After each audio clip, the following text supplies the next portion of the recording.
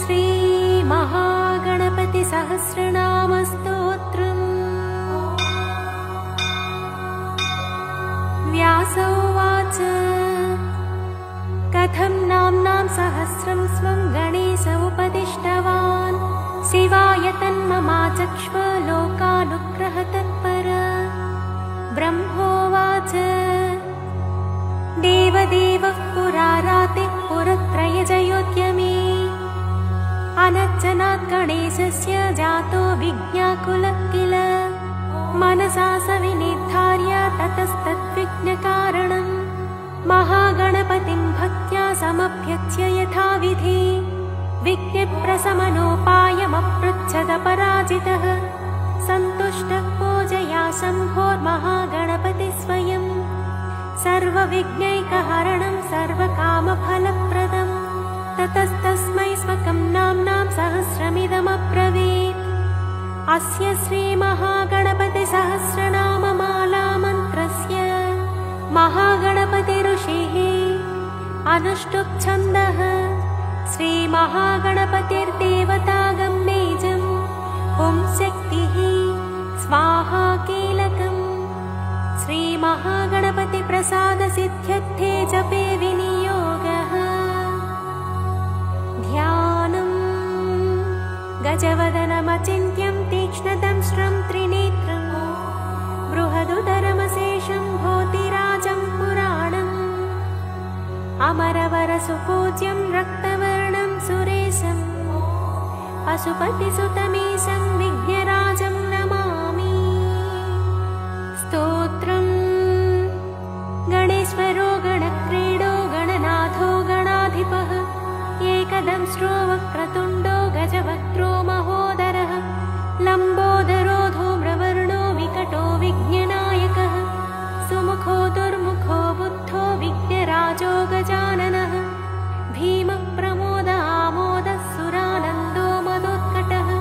हेरम्बः शम्बरः शम्भुर्लम्बकर्णो महाबलः नन्दनो लम्पटो भीरोर्मेघनादो गणञ्जयः विनायको विरूपाक्षो धीरशूरो वरप्रदः महागणपतिर्बुद्धिप्रियः क्षिप्रप्रसादनः रुद्रप्रियो गणाध्यक्ष उमापुत्रो घनासनः कुमारगुरुरीशानपुत्रो मूषकवाहनः सिद्धिप्रियः सिद्धिपतिः सिद्धः सिद्धिविनायकः अविघ्नस्तुम्बुरुः सिंहवाहनो मोहिनीप्रियः कटङ्कटो राजपुत्रः शालकः संमितोमितः कूष्माण्डसामसम्भूतिर्दुर्जयो जयः भूपतिर्भुवनपतिर्भूतानां पतिरव्ययः विश्वकर्ता विश्वमुखो विश्वरूपो निधिर्गृणिः कविः कवीनां वृषभो ब्रह्मण्यो ब्रह्मणस्पतिः ज्येष्ठराजो निधिपतिर्निधिप्रियपतिप्रियः हिरण्मयपुरान्तस्थः सूर्यमण्डलमध्यगः कराहतिध्वस्तसिन्धुसलिलकोशदन्तभिः उमाङ्ककेलिकुतुकी मुक्तिदः किरीटी कुण्डलीहारी वनमाली मनोमयः वैमुख्यः दैत्यश्री पादहतिजितक्षितिः सद्यो जातस्वर्णमुञ्जमेखली दुर्णमित्तः दुःस्वप्नहृत्प्रसहनो गुणीनादप्रतिष्ठितः सुरूपः सर्वनेत्राधिवासो वीरासनाश्रयः पीताम्बरः खण्डधरः खण्डेन्दुकृतशेखरः चित्राङ्कश्यामदसनो भालचन्द्रश्चतुर्भुजः योगाधिपस्तारकस्थः पुरुषो गजकर्णकः गणाधिराजो विजयस्थिरो गजपतिध्वजी देवदेवः स्मरप्राणदीपको वायुकीलकः विपश्चिद्वरदो नादोन्नादभिन्नबलाहकः वराहरदनो मृत्युञ्जयो व्याघ्राजिनाम्बरः इच्छाशक्तिधरो देवत्राता दैत्यविमर्दनः शम्भुवक्त्रोद्भवः शम्भुकोपः शम्भुहास्यभूः शम्भुतेजस्वी वासोकहारी गौरी सुखावः उमाङ्गमलजो गौरी तेजो भूस्वर्धुनी भवः यज्ञकायो महानादो गिरिवश्माशुभाननः सर्वात्मा सर्वदेवात्मा ब्रह्ममूर्धा कुकुप्श्रुतिः ब्रह्माण्डकुम्भश्चिद्व्योमफालः सत्यशिरोरुहः जगज्जन्मलयोन्मेषनिमेषोऽन्यर्कसोमतृक् गिरीन्द्रैकरदो धर्माधर्मोऽष्टः सामबृंहितः ग्रहश्यदशनो वाणी जिह्वो वासवनासिकः कुलाचलांसः सोमार्कघण्टो रुद्रशिरोधरः नदीनदभुजः सर्वाङ्गुलीकस्तारकानकः भ्रूमध्यसंस्थितकरो ब्रह्मविद्यामदोत्कटः व्योमनाभिः श्रीहृदयो मेरुपृष्ठोर्णवोदरः कुक्षिस्थयक्षगन्धर्वरक्षः किन्नरमानुषः पृथ्वीकटिसृष्टिलिङ्गः शैलोरुर्धसृजानुकः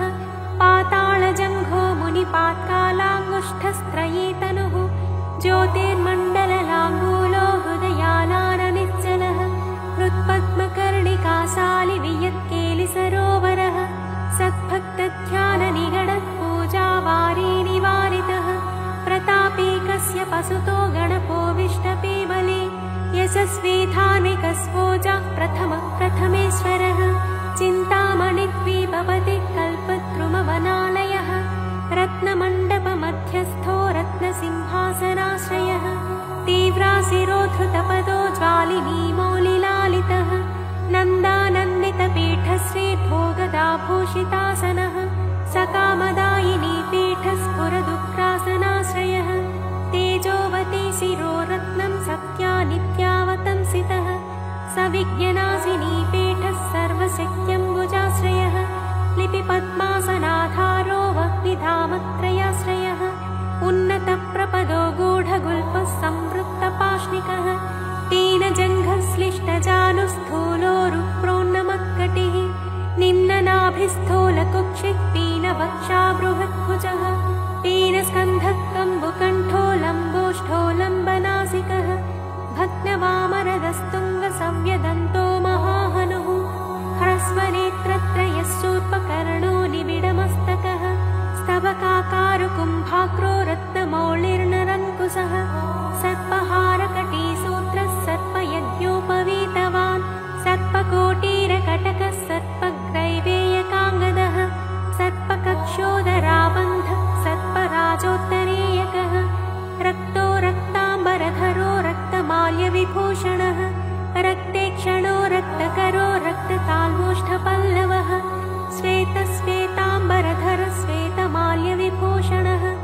श्वेतातपत्ररुचिरः श्वेतचामरवीजितः सर्वावयवसम्पूर्ण सर्वलक्षणलक्षितः सर्वाभरणशोभाढ्यः सर्वशोभासमन्वितः सर्वमङ्गलमाङ्गल्यः सर्वकारणकारणम् सर्वदैककरस्साङ्गी बीजापूरी गदाधरः इक्षुचापधरः शूली चक्रपाणिः सरोजभृत् पाशीधृतोत्पलशाली मञ्जरीभृत् स्वदन्तभृत् कल्पवल्लीधरो विश्वाभयदैककरो वशी अक्षमालाधरो ज्ञानमुद्रावान्मुक्तरायुधः पूर्णपात्रीकम्बुधरो विद्धृतालिसमुत्ककः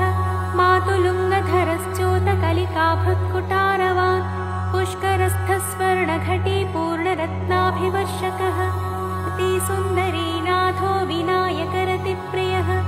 महालक्ष्मीप्रियतमः सिद्धलक्ष्मी मनोरमः रमा रमेशपूर्वाङ्गो दक्षिणो मामहेश्वरः महीवराह वामाङ्गो रतिकन्दर्पपश्चिमः आमोदमोदजननः सप्रमोदप्रमोदनः समेधितसंवृद्धः श्रीरुद्धिसिद्धिप्रवर्तकः दत्तसौमुख्यसुमुखः कान्तिकन्दलिताश्रयः मदनावत्याश्रिताङ्घ्रिकृतधौर्मुख्यदुर्मुखः विघ्नसम्पल्लवोपज्ञसेवो निद्रमदद्रवः विघ्नकृन्निघ्नचरणो द्राविणी शक्तिसत्कृतः तीव्रा प्रसन्ननयनो ज्वालिनी पालितैकदृक् मोहिनी मोहनो भोगदायिनी कान्तिमण्डितः कामिनी कान्तवक्त्रश्रीरधिष्ठितवसुन्धरः वसुन्धरावदोन्नद्धमहाशङ्खनिधिप्रभुः नमद्वसुमतीमौलिमहापद्मनिधिप्रभुः सर्वसद्गुरुसंसेव्यः शोचिष्केशहृदाश्रयः ईशानमूर्धा देवेन्द्रशिखा पवननन्दनः अग्रप्रत्यग्रनयनो दिव्यास्त्रा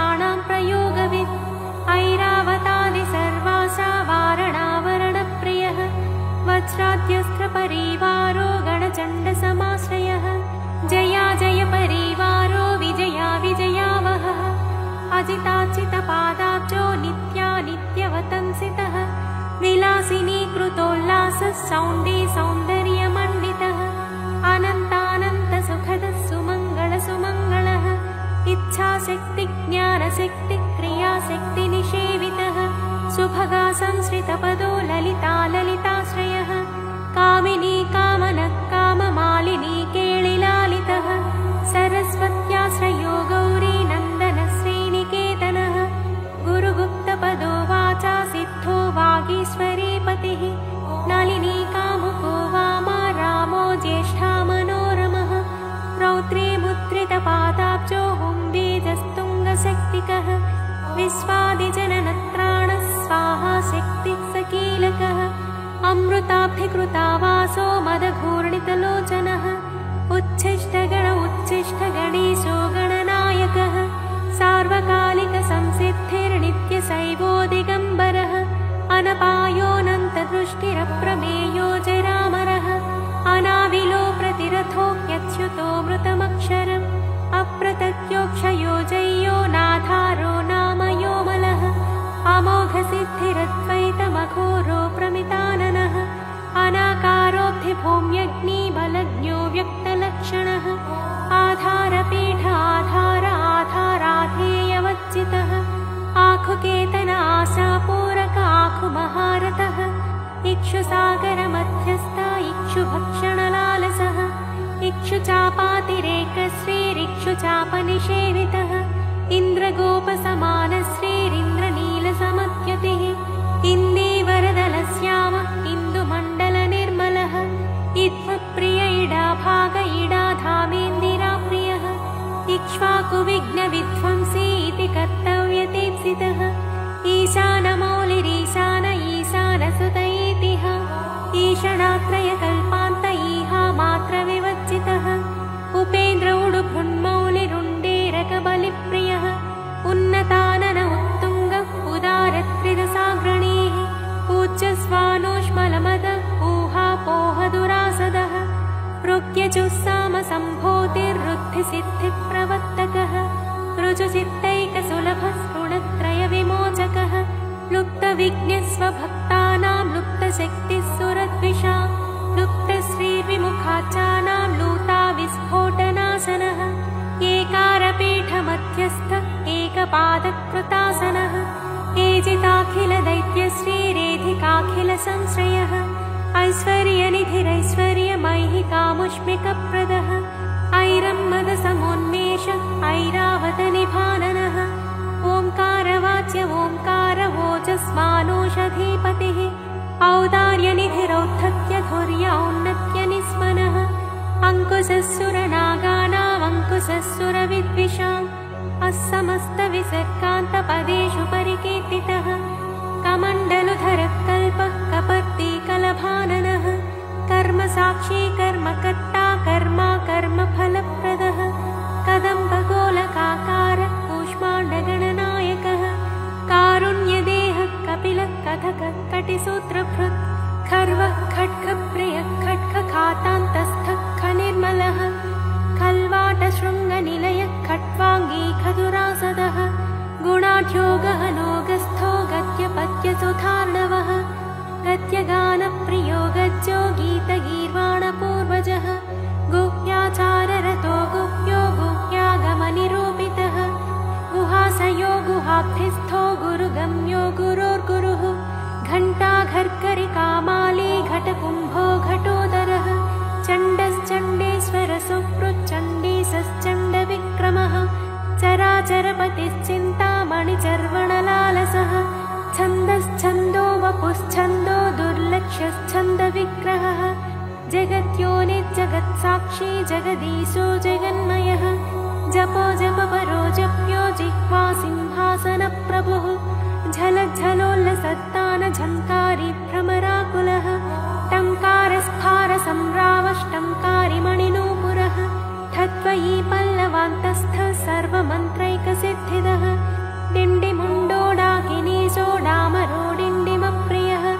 धक्कानिनादमुदितो ढौको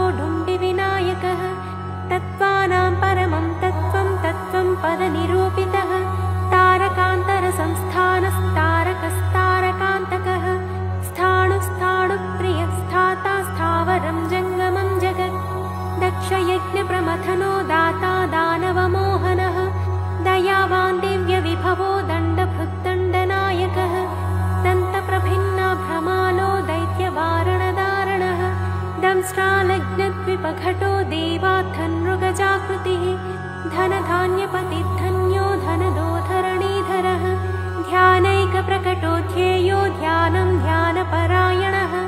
नन्द्यो नन्दिप्रियो नादो नादमध्यप्रतिष्ठितः निष्कलो निर्मलो नित्यो नित्यानित्यो निरामयः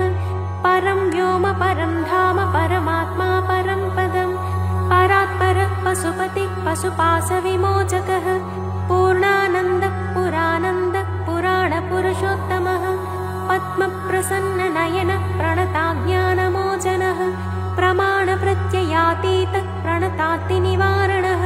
फलहस्तः फणिपतिः भेत्कारफाणितप्रियः बाणाचिताङ्घ्रियुगलो बालकेलिकुतूहली ब्रह्मचितपदो ब्रह्मचारी बृहस्पतिः बृहत्तमो ब्रह्मपरो ब्रह्मण्यो ब्रह्मवित्प्रियः बृहन्नादाग्र्यचीत्कारो ब्रह्माण्डावलिमेखलः भ्रूक्षेपदत्तलक्ष्मीको भर्गो भद्रो भयापहः भगवान् भक्तिसुलभो भूतिदो भूतिभूषणः भव्यो भूतालयो भोगदाता भ्रूमध्यगोचरः मन्त्रो मन्त्रपतिर्मन्त्री मदमत्तमनोरमः मेखलावान् मन्दगतिर्मतिमत्कमलेक्षणः महाबलो महावीर्यो महाप्राणो महामनाः यज्ञो यज्ञपतिर्यज्ञगोप्ता यज्ञफलप्रदः यशस्करो योगगम्यो याज्ञिको याजकप्रियः रसो रसप्रियो रस्यो रञ्जको रावणाचितः रक्षो रक्षाकरो रत्नगर्भो राज्यसुखप्रदः लक्ष्यं लक्ष्यप्रदो लक्ष्यो लयस्थो लट्टुकप्रियः लालप्रियो लास्यपरो लाभकृल्लोकविश्रुतः वरेण्यो वह्निवदनो वन्द्यो वेदान्तगोचरः विकर्ता विश्वतश्चक्षुर्विधाता विश्वतोमुखः वामदेवो विश्वनेता वज्रवज्रनिवारणः विश्वबन्धनविष्कम्भाधारो विश्वेश्वरप्रभुः शब्दब्रह्मसमप्राप्य शम्भुशक्तिगणेश्वरः शास्ताशिखाग्रनिलयः शरण्यः शिखरेश्वरः षड्ऋतुकुसुमस्रग्वी षडाधारः षडक्षरः संसारवैद्यः सर्वज्ञः सर्वभेषज भेषजम् सृष्टिस्थितिलयक्रीडः सुरकुञ्जरभेदनः सिन्दूरितमहाकुम्भः सतसद्भक्तिदायकः साक्षी समुद्रमथनः स्वसंवेद्य स्वदक्षिणः स्वतन्त्रः सत्यसङ्कल्पः सामगानरतः सुखे हंसो हस्तिपिशाचीशो हवनं हव्यकव्यभुक् हव्यो हुतप्रियो हर्षो हुल्लेखामन्त्रमध्यगः क्षेत्राधिपक्षमा भर्ता क्षमा परपरायणः क्षिप्रक्षेमकरक्षेमानन्दक्षोणीसुरद्रुमः धर्मप्रदोद्धतत्कामदाता सौभाग्यवर्धनः विद्याप्रदो विभवदो भुक्तिमुक्तिफलप्रदः आभिरूप्यकरो वीरश्रीप्रदो विजयप्रदः सर्ववश्यकरो गर्भदोषः पुत्रपौत्रदः मेधादः कीर्तिदः शोकहारी दौर्भाग्यनाशनः प्रतिवादिमुखस्तम्भो रुष्टचित्तप्रसादनः पराभिचारशमनो दुःखभञ्जनकारकः लवस्त्रुटिकलाकाष्ठानिमेषस्तत्परक्षणः घटिमुहूर्तं प्रहरो दिवानक्तमहर्निशम् पक्षो मासोयनं वर्षं युगं कल्पो महालयः राशिस्तारातिथिर्योगो वारः करणमंशकम् लग्नं होराकालचक्रं मेरुः सप्तर्षयो ध्रुवः राहुर्मन्दर्कविज्जीवो बुधो भौमः शशिरविः कालसृष्टिस्थितिर्विश्वं स्थावरं जङ्गमं च यत् भूरापोऽग्निर्मरुद्व्योमाहं प्रकृतिः पुमान् ब्रह्मा विष्णु शिवो रुद्र ईशः शक्तिः सदाशिवः त्रिदशा पितरः सिद्धा यक्षा रक्षांसि किन्नराः साध्या विद्याधरा भूता मनुष्या पशवः खगाः समुद्रः सरितः शैला भूतं भव्यं भवोद्भवः साङ्ख्यं पातं जलं योगः पुराणानि श्रुतिस्मृतिः वेदाङ्गानि सदाचारो मीमांसा न्यायविस्तरः आयुर्वेदो धनुर्वेदो गान्धर्वं काव्यनाटकम् वैखानसं भागवतं सात्वतं पाञ्चरात्रकम् शैवं पाशुपतं कालामुखं भैरवं प्रणवशासनं शाक्तं वैनायकं सौरं जैनमार्हतसंहिता सदसत्व्यक्त्यमव्यक्तं सचेतनमचेतनं बन्धो मोक्षसुखं भोगो योगः सत्यमणुर्महान् स्वस्ति हुं फट् स्वधा स्वाहा श्रौषट्वौषट्वषण्णमः ज्ञानं विज्ञानमानन्दो बोधः संविच्छमो यमः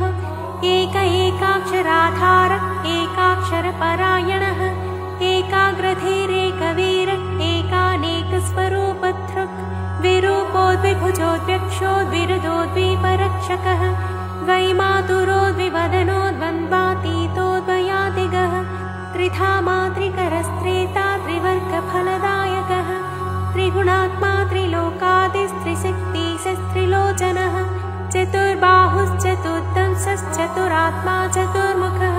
चतुर्विधोपायमयश्चतुर्वर्णाश्रमाश्रयः चतुर्विधवचो वृत्तिपरिवृत्तिप्रवर्तकः चतुर्थी पूजनप्रीतश्चतुर्थीतिथिसम्भवः पञ्चाक्षरात्मा पञ्चात्मा पञ्चास्यः पञ्चकृत्यकृत्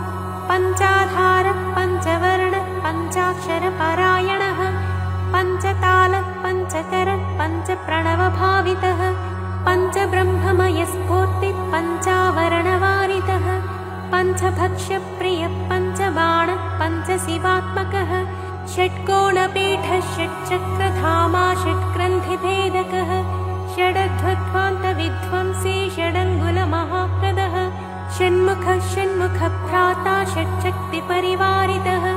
षड्वैरिवर्गविध्वंसी षडूर्मिभयभञ्जनः षट्तर्कदूरः षट्कर्मनिरतः षट्रसाश्रयः सप्तपातालचरणः सप्तदीपोरुमण्डलः सप्तस्वर्लोकमुकुटः सप्तसप्तिवरप्रदः सप्ताङ्गराज्यसुखदः सप्तर्षिगणमण्डितः सप्तच्छन्दोनिधिः सप्तहोता सप्तस्वराश्रयः सप्ताब्धिकेलिकासारः सप्तमातृनिषेवितः सप्तच्छन्दोमोदमदः सप्तच्छन्दोमखप्रभुः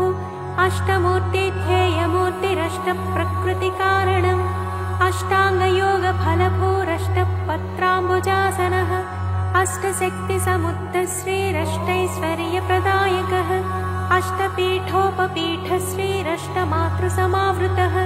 अष्टभैरवसेव्योष्टवसुवन्द्योष्टमूर्तिभृत् अष्टचक्रस्फुरन्मूर्तिरष्टद्रव्यः विप्रियः नवनागासनाध्यासी नवनिध्यनुशासित नवद्वारपुराधारो नवाधारनिकेतनः नवनारायणस्तुत्यो नवदुर्गानिषेवितः नवनाथमहानाथो नवनागविभूषणः नवरत्नविचित्राङ्गो नवशक्तिशिरोद्धृतः दशात्मको दशभुजो दशदिक्पतिवन्दितः दशाध्यायो दशप्राणो दशेन्द्रियनियामकः दशाक्षरमहामन्त्रो दशासाव्यापिविग्रहः एकादशादिभिरुद्रैस्तुत एकादशाक्षरः द्वादशोत्तण्डदोत्तण्डो द्वादशान्तनिकेतनः त्रयोदशाभिधा भिन्नविश्वे देवाधिदैवतम् चतुर्दशेन्द्रवरदश्चतुर्दशमनुप्रभुः चतुर्दशादिविद्याढ्यश्चतुर्दशजगत्प्रभुः सामपञ्चदश पञ्चदशी शीतांशुनिर्मलः षोडशाधारनिलयः षोडशस्वरमातृकः षोडशान्तपदावासः षोडशेन्दुकलात्मकः कलासप्तदशी सप्तदशः सप्तदशाक्षरः अष्टादशद्वीपपतिरष्टादशपुराणकृत् अष्टादशौषधिसृष्टिरष्टादशविधिस्मृतः अष्टादशलिपिव्यष्टिसमष्टिज्ञानकोविदः एकविंशः पुमानेकविंशत्यङ्गुलिपल्लवः चतुर्विंशतितत्त्वात्मा पञ्चविंशाख्यपूरुषः सप्तविंशतितारेशः सप्तविंशतियोगकृत् द्वात्रिंशद्भैरवाधीशश्चतुस्त्रिंशन्महाह्रदः षट्त्रिंशत्तत्त्वसम्भूतिरष्टत्रिंशत्कलातनुः नमदेकोनपञ्चाशन्मरुद्वर्गनिरर्गलः पञ्चाशदक्षरश्रेणी पञ्चाशद्रुद्रविग्रहः पञ्चाशद्विष्णुशक्तिशः पञ्चाशन्मातृकालयः द्विपञ्चाशद्वपुश्रेणी त्रिषश्चक्षरसंश्रयः चतुष्षश्चरणनिर्णय अष्टषष्टिमहासिद्धयोगिनी वृन्दवन्दितः अष्टषष्टिमहातीर्थक्षेत्रभैरवभावनः चतुर्नवतिमन्त्रात्मा षण्णवत्यधिकप्रभुः शतानन्दस्य तद्धृतिः शतपत्रायते क्षणः शतानीकस्य तमखस्य तधारावरायुधः सहस्रपत्रनिलयः सहस्रफणभूषणः सहस्रशीर्षा पुरुषः सहस्राक्षः सहस्रपात् सहस्रनाम संस्तुत्य सहस्राक्षबलापहः दशसाहस्रफणकृत्फणिराजकृतासनः अष्टाशीतिसहस्राद्यमहर्षिस्तोत्रयन्त्रितः लक्षाधीशप्रियाधारो लक्षाधारमनोमयः चतुर्लक्षजपप्रीतश्चतुर्लक्षप्रकाशितः चतुरशीतिलक्षाणां जीवानां देहसंस्थितः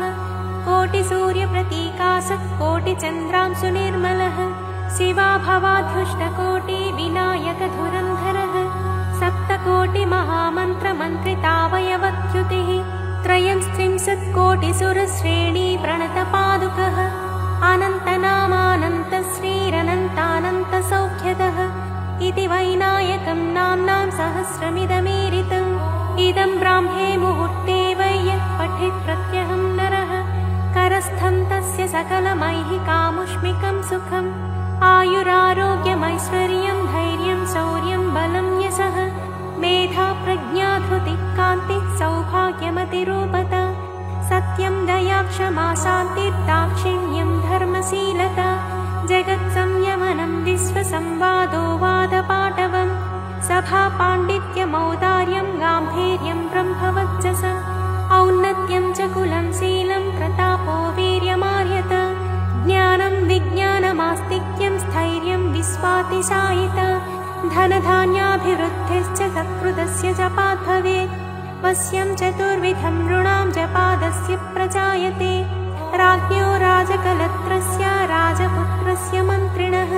जप्यते यस्य वस्यार्थं सदा सस्तस्य जायते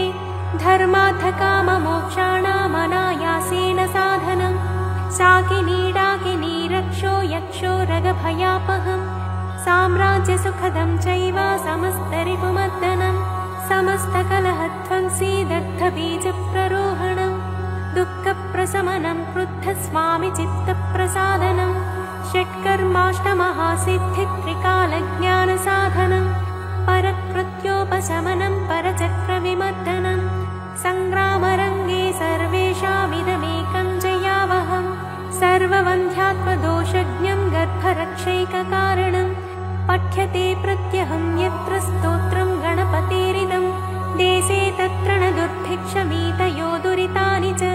न तद्गृहं जहाति श्रीर्यत्रायं पठ्यते स्तवः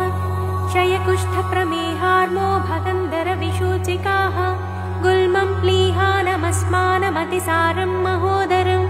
कासं श्वासमुदावत्तं शूलशोकादिसम्भवं शिरोरोगं वमिं हिक्कां गण्डमालामरोचकं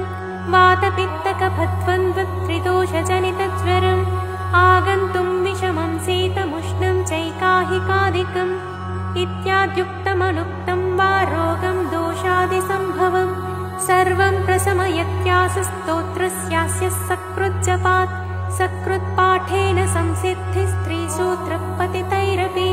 सहस्रनाममन्त्रोऽयं जपितव्यः शुभाप्तये महागणपतेस्तोत्रं सकामप्रजपन्निदम् इच्छितान् सकलान् भोगानुपभुज्येह पार्थिवान् मनोरथफलैर्दिव्यै व्योमयानैर्मनोरमैः चन्द्रेन्द्रभास्करोपेन्द्र ब्रह्म सर्वादिसत्मसु कामरूपः कामगतिः कामतो विचरन्निह भुक्त्वा यथेप्सितान् भोगानभीष्टान् सह बिन्धुभिः गणेशानुचरो भूत्वा महागणपतिः प्रियः नन्दीश्वरादिसानन्दे नन्दितः सकलैर्गणैः शिवाभ्यां कृपया पुत्रनिर्विशेषं जलालितः शिवभक्तः पूर्णकामो गणेश्वरवरात् पुनः जातिस्मरो धर्मपरः सार्वभौमोऽभिजायते निष्कामस्तु जपन्नित्यं भक्त्या विघ्नेशतत्परः योगसिद्धिं परां प्राप्य ज्ञानवैराग्यसंस्थितः निरन्तरोदितानन्दे परमानन्दसंविदे विश्वोत्तीर्णे परे पारे पुनरावृत्तिवज्जिते लीनो वैनायके धाम्नि रमते नित्यनिर्वृतः यो नामभिर्पुनेदेतैरर्चयेत् पूजयेन्नरः राजानो वस्यतां यान्ति रिपवो यान्ति दासतां मन्त्रा सिद्ध्यन्ति सर्वेऽपि सुलभास्तस्य सिद्धयः मूलमन्त्रादपि स्तोत्रमिदं प्रियतरं मम नभस्येमासि शुक्लायां चतुर्थ्यां मम जन्मनि दुर्वाभिर्नामभिः पूजां तर्पणं विधिवच्चरेत् अष्टद्रव्यैर्विशेषेण जुहुयात् भक्तिसंयुतः तस्येत्सितानि सर्वाणि सिद्ध्यन्त्यत्र न संशयः इदं प्रचत्तं पठितं पाठितं श्रावितं श्रुतं व्याकृतं चर्चितं ध्यातं विमृष्टमभिनन्दितम्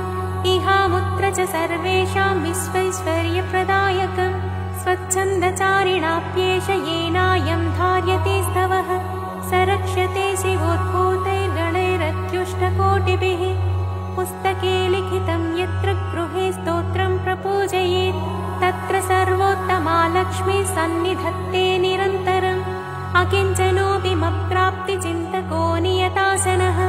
जपेत्तु चतुरो मासान् गणेशार्चन तत्परः दरिद्रतां समुन्मूल्य सप्तजन्मानुगामपि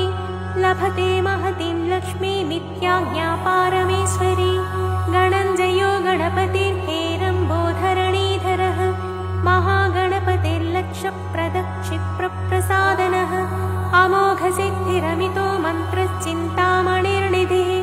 सुमङ्गलो बीजमाशा पूरको वरदः शिवः काश्यपो नन्दनो वाचा सिद्धो डुण्ढिविनायकः मोदकैरेभिरत्रैकविंशत्यानामभिः पुमान् यस्तौति मद्गतमनाममाराधनतत्परः स्तुतो नाम्नां सहस्रेण तेनाहं नात्र संशयः इति श्रीगणेशपुराणे उपासनाखण्डे महागणपतिप्रोक्तं श्री